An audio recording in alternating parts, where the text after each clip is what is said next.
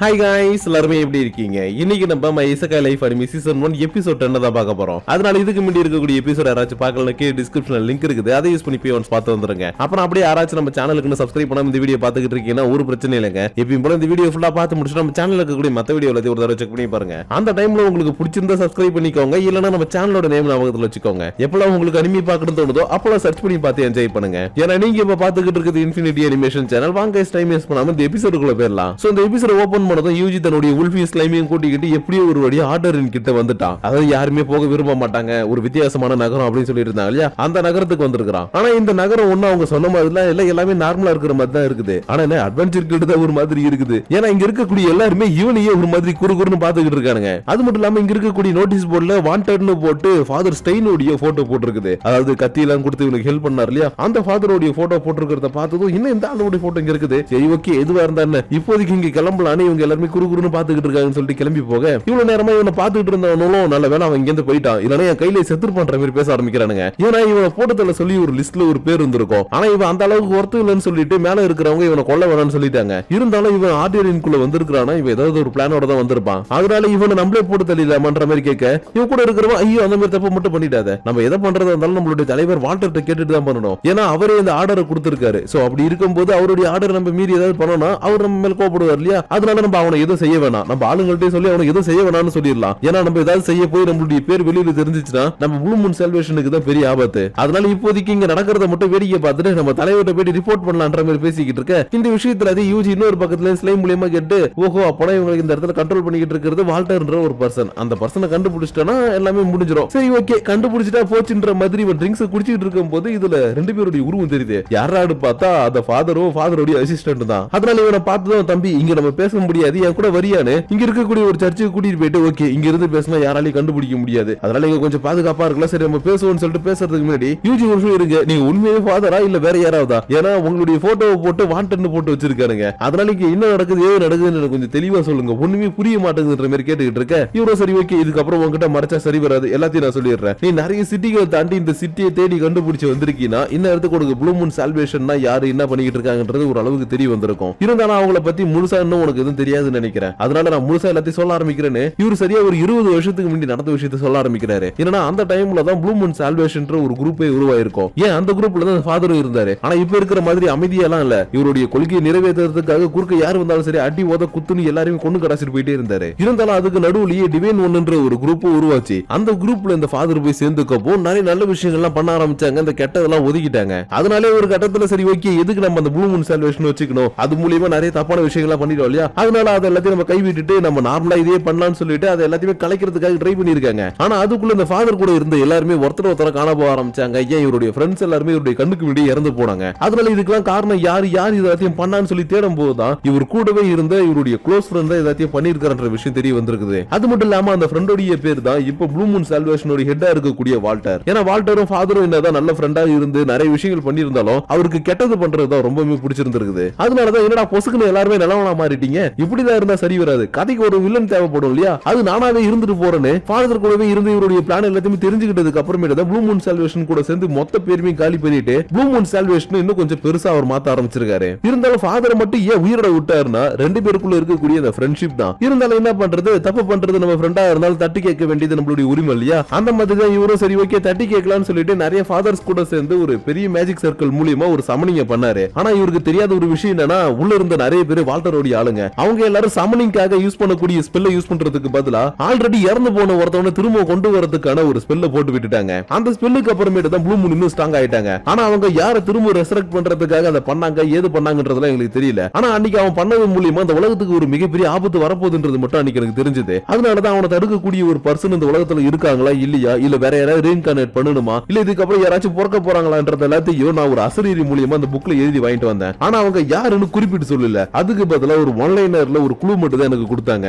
அந்த ஒன்லைனர் படி பார்த்தா வால்டரை தடுக்கக்கூடிய தேர்ந்தெடுக்கப்பட்டவன் வேற யாரும் கிடையாது யூஜி, அது நீந்தான்ற மாதிரி சொல்லவும் இவனால சுத்தமா நம்பவே முடியல. ஏன்னா இவன் இந்த உலகத்துல ரீஇன்கார்னேட் ஆனதெல்லாம் ஓகே தான், இருந்தாலும் ஒரு பெரிய பவர்ஃபுல்லான ஒருத்தவனை தடுக்க போறான், இதுதான் நடக்க போகுதுன்னு சொல்றாங்க இல்லையா, அதனாலதான் என்னால இதெல்லாம் சுத்தமா நம்ப முடியாதுன்றதை சொல்லிக்கிட்டு இருக்க இவரு இல்ல யூஜி, அதுக்கு ஒரு காரணம் இருக்குது. ஏன்னா டேகர் ஆஃப் கெத்தியாஸை யார் கையில எடுத்து யூஸ் பண்றாங்களோ அவங்களால மட்டும் தான் அவனை தடுக்க முடியும்னு சொல்லி அந்த புக்ல போட்டு இருந்தது. அப்படி பார்த்தா யாராலுமே எடுக்க முடியாத அந்த டேகரை நீ தான் முதல் முறையா எடுத்து ஒரு மிகப்பெரிய லெஜெண்டரி டிராகனை போட்டு சொல்றேன். அதனால நான் சொல்றத நம்புப்பா, நீ தான் தேர்ந்தெடுக்கப்பட்டவன்ற மாதிரி சொல்லிக்கிட்டு இருக்க. யூஜியோ ஓகே ஃபாதர், நீங்க சொல்றதெல்லாம் ஒரு அளவுக்கு நம்புற மாதிரி தான் இருக்கு. இருந்தாலும் நான் தான் அவனை போட்டு தள்ளுவேன், அப்படி பண்ணுவேன் இப்படி பண்ணுவேன்றத நீங்க எப்பயும் ப்ரெடிக்ட் பண்ணாதீங்க. ஏன்னா எப்ப என்ன நடக்கும்னு யாராலையும் சொல்ல முடியாது இல்லையா? அதனால நான் என் வழியில எப்பயும் போல போய்கிட்டு இருக்கிறேன். சப்போஸ் அவன் என் வழியில குறுக்க வந்தானா அப்ப நான் அவனை பாத்துக்கிறேன்ற மாதிரி சொல்லிட்டு போக ஃபாதரோட அசிஸ்டன்ட் வந்து ஃபாதர் என்ன ஃபாதர் அவனை நம்பி என்னென்னமோ பண்ணிட்டு இருக்கோம், அவனடானா நம்ம மேல சுத்தமா நம்பிக்கை இல்லாம போயிட்டு இருக்கான்ற மாதிரி கேட்டுட்டு இருக்க. இவரு எதுக்கும் கவலைப்படாத, நம்ம நினைச்ச மாதிரி யூஜி தான் வால்டருடைய தலையெழுத்தையே மாத்த போறான். ஏன் இந்த உலகத்தையே அவன் தான் காப்பாத்த போறான். ஆனா என்ன, அது எல்லாமே அவனுக்கு புரிய வரதுக்கு கொஞ்சம் டைம் ஆகும். அது வரைக்கும் நம்மளால முடிஞ்சா வெயிட் பண்ணலாம், இல்லனா நாம நாளைக்கு காலையில களத்துல இறங்க வேண்டியதுன்ற மாதிரி சொல்லிக்கிட்டு இருக்க. இன்னொரு பக்கம் இன்னைக்கு நம்ம யூஜி உள்ள வந்திருக்கான், இந்த மாதிரி ஃபாதரை போய் மீட் பண்ணான்ற விஷயத்தை எல்லாத்தையும் ப்ளூ மூன் சால்வேஷன்ல இருக்கிறவங்க போயிட்டு வால்டர் கிட்ட சொல்லிக்கிட்டு இருக்காங்க. அதாவது போன எபிசோடோட எண்டிங்ல ஒருத்தன் பவர் கொடுங்கன்னு சொல்லி கத்திட்டு இருந்தா இல்லையா, அந்த ஆள் தான் வால்டர். அதனாலதான் இவர்கிட்ட வந்து சொல்லப்போ இவரு கேட்டுட்டு, ஓ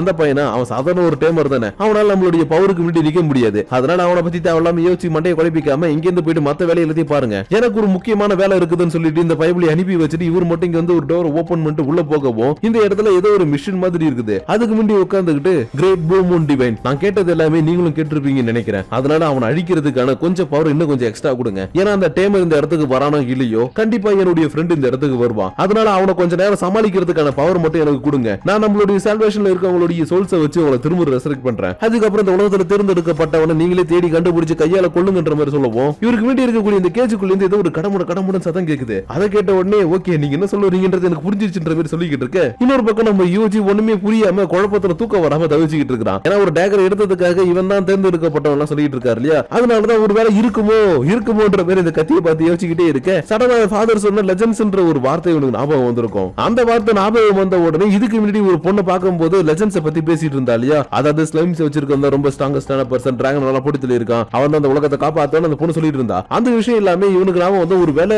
அந்த ஃபாதர் சொன்னதும் இந்த பொண்ணு சொன்னதும் ஒண்ணுதானா, இல்ல இந்த ஃபாதரே ஊரா போயிட்டு நம்மளை பத்தி ஏதாவது பரப்பி விட்டாரா, ஒண்ணுமே புரியலையே. எதுவா இருந்தானே அவர்கிட்ட கேட்டலாம்னு சொல்லிட்டு மறுநாள் காலையில விடிஞ்சது டைரக்டா சர்ச்சுக்கு வந்து அவர் எங்கன்னு கேட்க, இங்க இருக்கிறவங்க இல்லப்பா அவர் எப்பயே கிளம்பிட்டாரு சொல்லிட்டு இருக்காங்க. இந்த நியூஸ் கேட்டதுமே இவனுக்கு கொஞ்சம் குழப்பமா இருக்குது. ஏன்னா இந்த ஃபாதர் நீதி பேசும்போது ஒரு கொலை விரியில இருந்தாரு, ஏதாவது பண்ணணும்ன்ற ஒரு ஆக்ரோஷம் ஒரு அங்காரம் எல்லாமே அவரோட கண்ணுல தெரிஞ்சது. அதனாலதான் ஒருவேளை அந்த ஃபாதர் காலையில கிளம்பி ஏதாவது தப்பான முடிவு எடுக்க போயிட்டாரா, இல்ல வேற ஏதாவது ஒரு சிட்டிக்கு போயிட்டு நம்மள பத்தி காசு சொல்றதுக்காக போயிட்டாரா, ஒண்ணுமே புரியலையே. எதுவா இருந்தானே ஃபர்ஸ்ட் சிட்டி விட்டு வெளில போயிட்டு தான் விசாரிக்கலான்னு இவன் சிட்டி விட்டு வெளியில வரப்போ இவனுடைய உல்ஃப் ஸ்லைம் எல்லாமே வெளியில தான் இவனுக்காக வெயிட் பண்ணிட்டு இருக்குதுங்க. அதனால இவனை பார்த்தது என்னப்பா யோசிச்சு போன வேலை முடிஞ்சா நம்ம இங்க கிளம்பலாமான்ற மாதிரி கேட்டுட்டு இருக்க. இவன் இல்லப்பா நம்ம இப்போ உடனே கிளம்ப போறது இல்ல, இங்க நம்மளுக்கு ஒரு முக்கியமான வேலை இருக்குது, அதை முடிச்சதுக்கு அப்புறமேட்டு இங்க இருந்து போக போறோம். இருந்தாலும் எனக்கு இப்ப உங்களுடைய ஹெல்ப் வேணும். ஏன்னா காலையிலே 2 பேர் இந்த பக்கமா போயிருக்காங்க. அதுல ஒருத்தர் வயசான ஒரு வெள்ள முடி வச்சிருப்பாரு, இன்னொருத்தவன் ஒரு சின்ன பையன் பாக்குறதுக்கு அவருடைய அசிஸ்டன்ட் மாதிரி இருப்பான். அவங்க 2 பேரும் யாராச்சும் பாத்தீங்களான்ற மாதிரி கேட்க இந்த ஸ்லைம் திரு முடிச்சுக்கிட்டே இருக்குதுங்க. அப்ப இதுல இருக்கக்கூடிய ஒரு ஸ்லைம் மட்டும் அவங்க காட்டு பக்கமா போனாங்கன்ற மாதிரி சொல்லவும் சரி ஓகே அந்த ஃபாதர் தப்பா ஏதாவது பண்றதுக்குள்ள அவர் நம்ம சீக்கிரமா கண்டுபிடிக்கணும். அது மட்டும் இல்லாம எனக்கு இருக்கக்கூடிய குழப்பத்தை எல்லாத்தையும் அவர் தான் தீர்த்து வைக்கணும்னு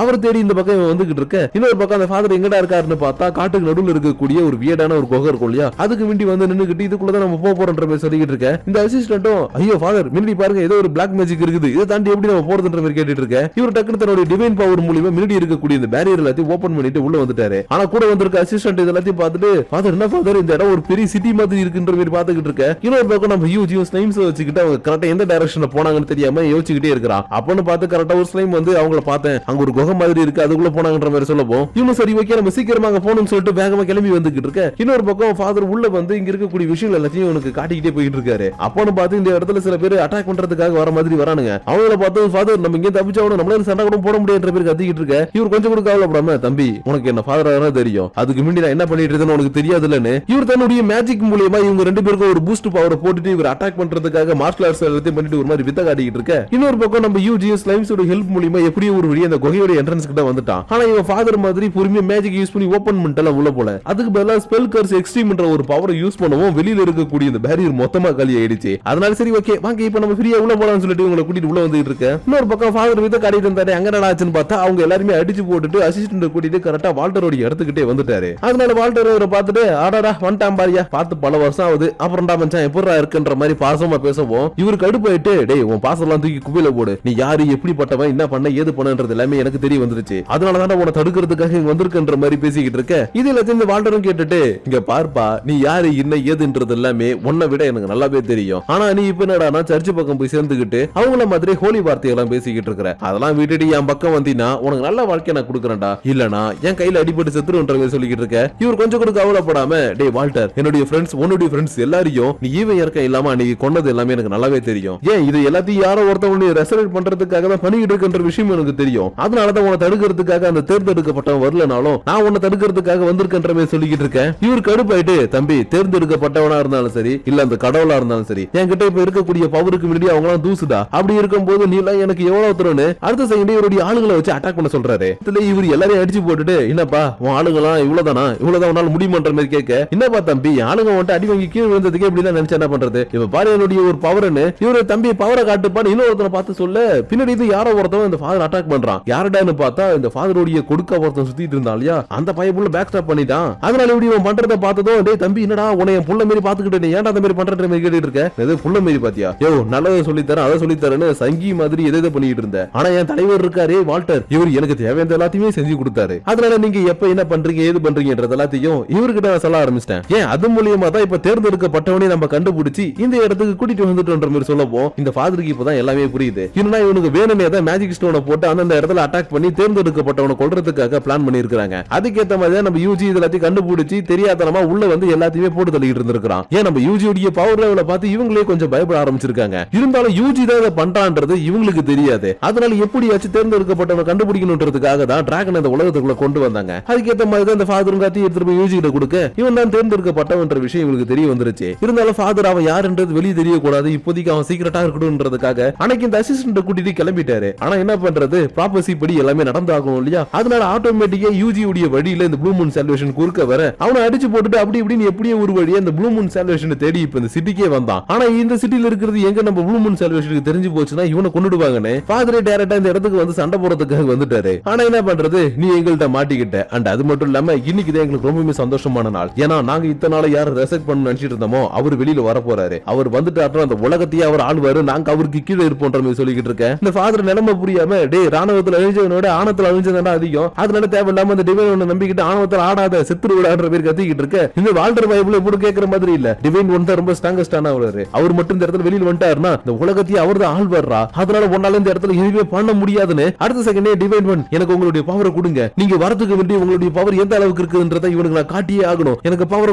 கொடுங்கன்ற மாதிரி திரும்ப அந்த பவர் கேட்டு கத்திக்கிட்டே இருக்க. இந்த தடவை அந்த கெபாசிட்டர் மாதிரி இருக்கக்கூடிய அந்த டேங்க்குள்ள இருக்கிறவன் என்ன நினைச்சான்னு தெரியல டக்குனு ஒரு பவர் கொடுக்கவும் இந்த இடத்துல இருக்கிறவங்க எல்லாருமே ஒரு மாதிரி வித்தியாசமான மான்ஸ்டரா மாறிக்கிட்டு இருக்கானுங்க. இதுல இந்த ஃபாதரும் பார்த்துட்டு அடச்சே நீ இப்ப கூட திருந்தல உன்னோட ஃப்ரெண்ட்ஸ் உன்னோட சுய லாபத்துக்காக எப்படி வேணாலும் ஏமாத்தின. இப்ப என்னடா உனக்கு கீழே ஒர்க் பண்ணிட்டு இருந்தவங்க மேல கொஞ்சம் கூட கருணையே இல்லாம அவங்களே ஒரு கேர்ஸா மாத்தி உனக்கு தேவையானதை சாதிக்கணும்னு நினைச்சிட்டு இருக்க. நீ எல்லாம் மனுஷனே கிடையாதுன்ற மாதிரி கத்தவும் இவரும் ஆமா இந்த இடத்துல மனுஷனா இருந்து என்ன நான் கிழிக்க போறேன். அதனால டிவைன் பவர் கூட சேர்ந்து நான் ஒரு மான்ஸ்டரா மாற போறேன்ற மாதிரி கத்திக்கிட்டு இருக்கேன். சடனா இந்த இடத்துல இருக்கக்கூடிய செவரெல்லாம் உடைச்சிட்டு யாரோ ஒருத்தன் உள்ள வராங்க. யாரான்னு பார்த்தா நம்ம யூஜி தான். ஏன்னா அவன் உள்ள வரும்போதே இங்க இருக்கவங்க அடிச்சு போட்டு போயிருக்காங்கன்றத பார்த்துட்டு நேரா போக வேணாம் டக்குனு இங்க இருக்கக்கூடிய குறுக்கு வழியை கண்டுபிடிங்க உள்ள ஏதோ பெருசா நடந்துட்டு இருக்கு அதை பாக்கணும்ன்றதுக்காக செவரெல்லாம் உடைச்சிட்டு வந்திருக்காங்க நாட்டுக்கு. அது மட்டும் இல்லாம இந்த வால்டர் கெஞ்சி கேட்டதுக்கு அப்புறம் இங்க இருக்கக்கூடிய எல்லாருமே மான்ஸ்டரா மாறிக்கிட்டு இருந்தாங்க இல்லையா. அந்த மாதிரி இந்த ப்ளூ மூன் சால்வேஷன்ல ஒர்க் பண்ணிட்டு இருக்கக்கூடிய நிறைய பேர் மான்ஸ்டரா மாறி இருக்காங்க. ஆனா என்ன அவங்க எல்லாரையும் அசால்ட்டா அடிச்சு போட்டுட்டு வந்துட்டு யோ ஃபாதர் நீ அடிக்கடி என்ன பத்தி ஏதோ ரூமர் கிளப்பி போட்டு போயிட்டு இருக்கல அதெல்லாம் ஏன் பண்ணிட்டு இருக்குன்ற மாதிரி கேட்டுட்டு இருக்க. இப்பதான் இவர் இந்த இடத்துல கட்டப்பட்ட நிலைமையில இவங்களுக்கு முன்னாடி மண்டி போட்டு கிடக்குறான்றதை இவன் நோட்டீஸ் பண்றான். அதை பார்த்ததும் சரி ஓகே இப்போ நம்ம பேசுறதுக்கான டைம் இல்ல சண்டை போறதுக்கான டைம் தெரிஞ்சு போயிடுச்சு. அதனால